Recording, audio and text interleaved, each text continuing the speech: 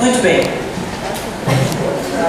Conforme nós já falamos anteriormente... Pois não.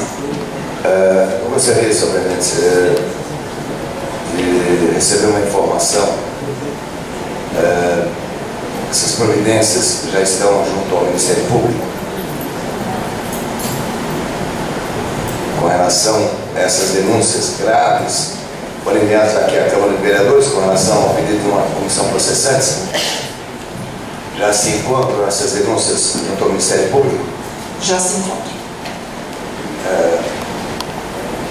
Só para que a gente possa ter posição do caso, Sr. Presidente. Obrigado. Muito bem, mas ainda assim, já que é uma denúncia que chegou nessa casa, nós recepcionamos, a nossa lei diz que diante de uma denúncia de um fato certo e determinado com documento comprobatório, esse plenário terá que apreciar, ainda assim, terá que apreciar a denúncia. Então, diante disso, neste momento, nós já, também como é de costume, dentro da legalidade, é um assunto que não cabe discussão, não cabe discussão e apenas votação.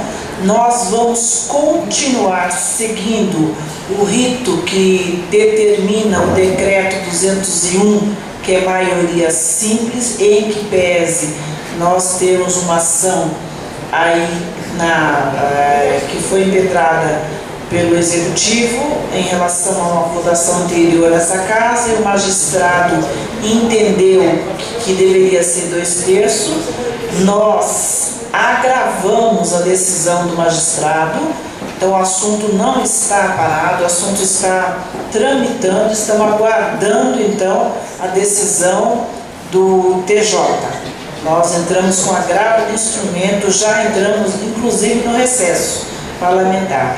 Não tivemos ainda a sentença, mas não ficamos no aguardo, já tomamos as medidas cabíveis.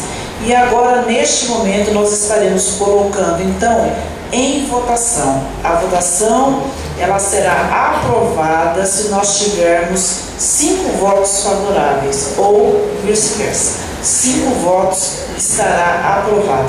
Então, neste momento, nós vamos estar colocando em votação os favoráveis ao recebimento, à recepção da denúncia, queiram continuar sentados. Os contrários, por favor, queiram colocar-se em pé.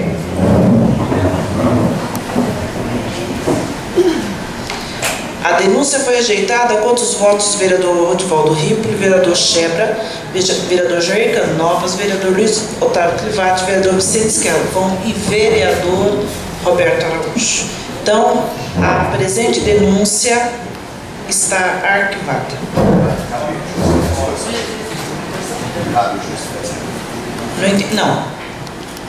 Não cabe justificativa de voto.